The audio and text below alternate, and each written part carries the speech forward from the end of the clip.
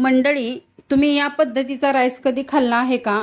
तर हा चना पुलाव खूप छान लागतो चवीला. 1 वाटी चणे भिजवून घेतलेले आहेत आणि कुकरमध्ये टाकून घ्यायचे. हळद आणि मीठ टाकायचं, गरजेप्रमाणे पाणी टाकायचं आणि ह्याच्या 3 शिट्ट्या करून घ्यायच्या आहेत. 3 शिट्ट्यामध्ये छान असा हा चना शिजला जातो. त्यानंतर कढईमध्ये तेल टाकून जिरं आणि मोहरी टाकून घ्यायची. त्यानंतर खडे मसाले मी इथं दाखवले ते टाकून घ्यायचे. 2 मिडियम साईजचे कांदे उभे स्लाइस करून घ्यायचे, ते सुद्धा यामध्ये टाकून घ्या. 2 टोमॅटो आहेत ते बारीक कट करून यामध्ये टाकून घ्यायचे आणि छान असं मिक्स करून घ्यायचं. अद्रक लसूणची पेस्ट आहे ती 1.5 चमचा टाकायची आहे आणि थोडंसं मीठ टाकायचं, कारण हा टोमॅटो आहे ते सॉफ्ट होण्यासाठी. त्यानंतर इथे जगभरातील मसाले घेतलेले आहेत. इथे मी दाखवले ते मसाले पूर्णपणे.